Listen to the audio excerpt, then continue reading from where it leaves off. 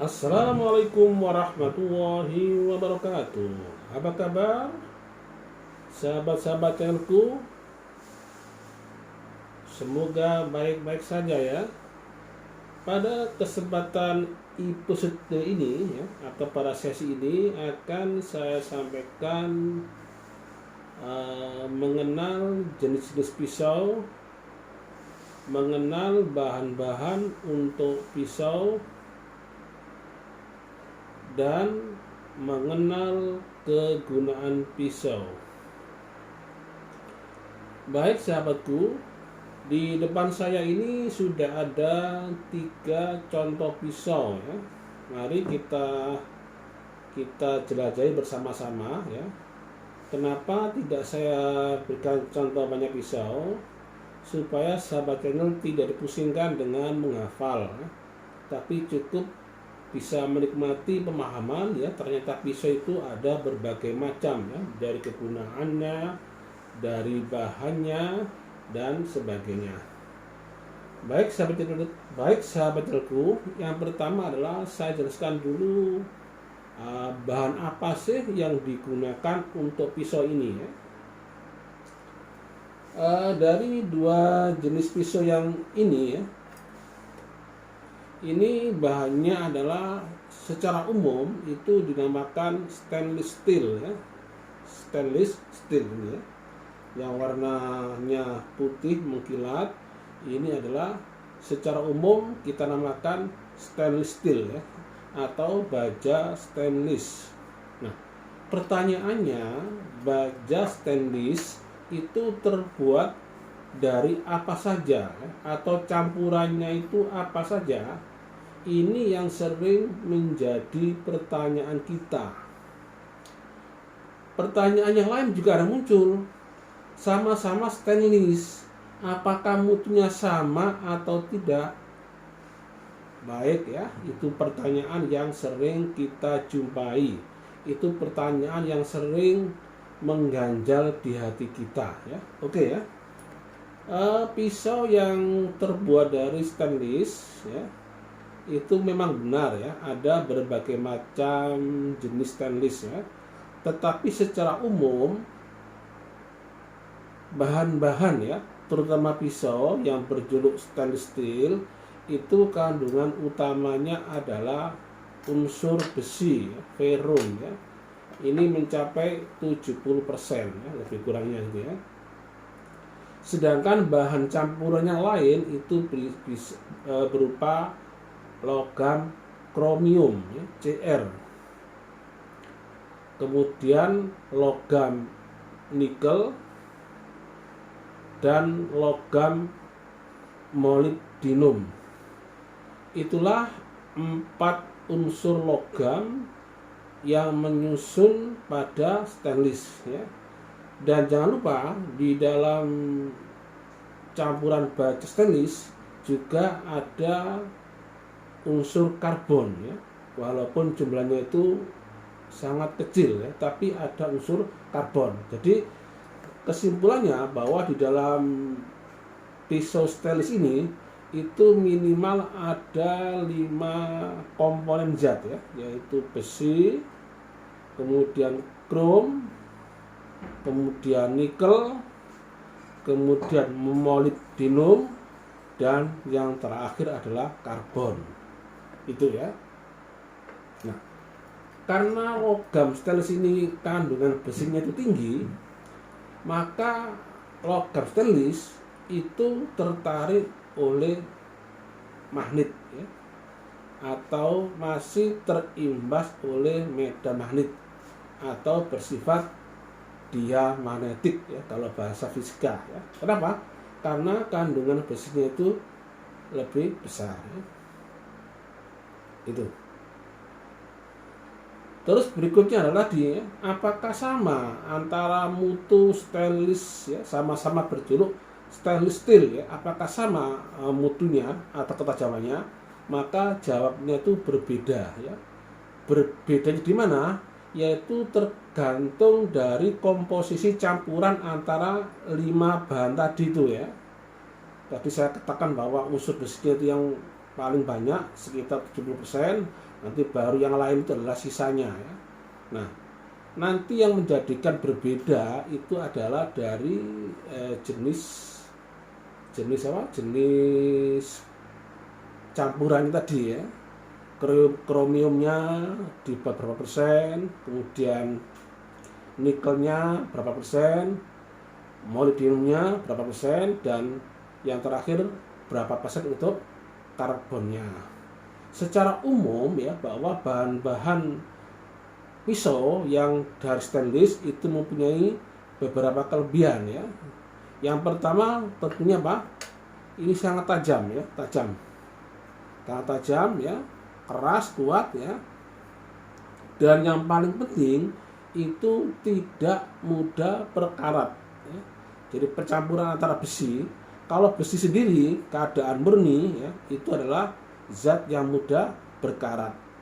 Tetapi kalau sudah dicampur dengan bahan-bahan tadi, maka sifat berkaratnya itu menjadi hilang ya, atau berkurang ya.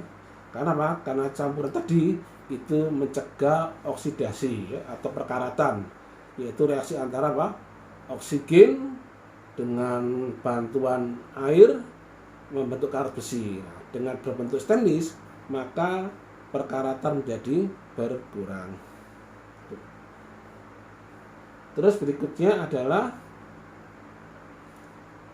kelebihan kedua adalah yang pertama tidak berkarat, terus tajam ya, yang kedua tajam, terus yang ketiga adalah bentuknya apa? Mengkilat ya. Putih mengkilat ini ya, sehingga apa? Bentuk pisau yang dari stainless steel itu adalah lebih menarik ya. Itu. Sedangkan yang ini ya, ini juga sama-sama dari baja ya, berbunyi kata steel ya. Kalau ini namanya adalah bajanya itu namanya karbon steel ya. Di kandungan karbonnya lumayan tinggi ya. Ini pisau ini adalah pisau yang kita namakan karbon steel ya. Bahannya yaitu dari baja juga ya, baja ya, dari besi, dari baja ya. Ini biasanya adalah diambilkan dari pirnya mobil ya, pirnya mobil gitu ya. Nah, kelebihan dari pisau yang terbuat dari pir mobil ya, atau jenisnya itu namanya dari carbon steel ya, itu ketajamannya itu lebih kuat lagi ya, ya, lebih kuat ya. Dan dari segi harga ini lebih murah ya, karena biasanya apa? Dari bahan-bahan bekas pirnya mobil ya. Cuma kelemahannya adalah ini, karena dari karbon steel tadi ya, maka menjadikan apa? Mudah berkarat ya. Ini seperti contoh ini ya. Ini tidak dipakai, diistirahatkan ya, karena punya pisau banyak, diistirahatkan di tempat tertentu. Nah, justru kalau tidak dipakai lama, maka jenis apa? Pisau yang dari pir mobil ya, atau pir baja mobil itu menjadi berkarat. Nah, ini salah satu apa? Kelemahannya. Tapi kalau diasah itu ketajamannya sangat tajam sekali ya. Itu yang bisa saya jelaskan mengenai bahan-bahan pisau ya. Adapun jenis-jenis pisau ya, itu tergantung dari penggunaannya ya. Secara umum ketiga pisau ini kan agak beda-beda ini ya. Lihat ya, beda-beda ya.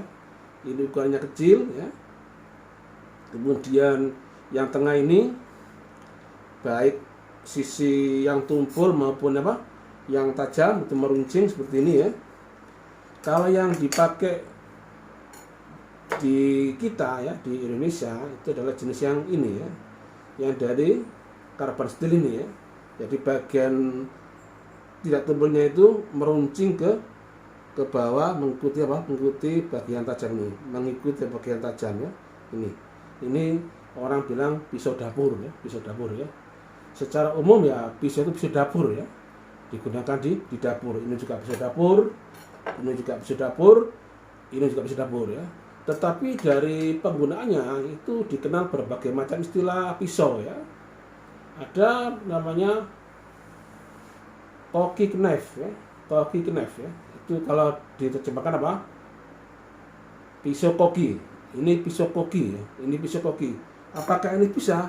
Jawabnya bisa juga ya, tapi lebih populer yang ini ya. Ini adalah pisau koki ya.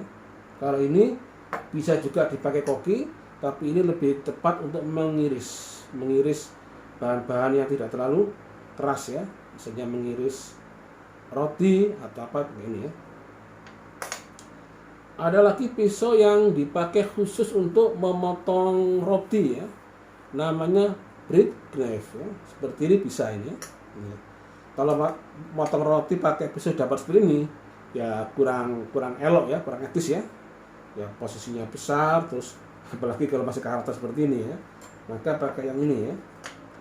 Ada lagi namanya pisau untuk memotong daging ya, meat knife, pemotong daging ya. Nah ini bisa ini pisau apa koki ini juga bisa untuk memotong daging ya. Dan seterusnya ada berbagai model-model pisau ya. Secara umum ya kita namakan utility knife ya, pisau untuk umum ya. Seperti ini untuk umum bisa ini.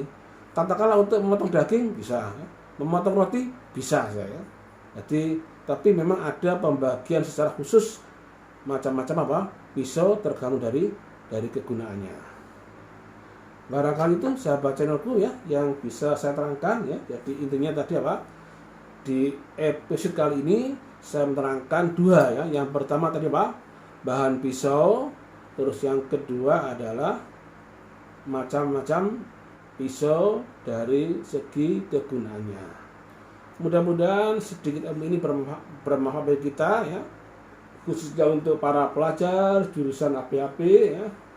Semoga semangat terus belajarnya ya, dan semakin rajin, semakin bergairah ya untuk membuat produk-produk olahan yang digemari dan mempunyai daya saing di masyarakat.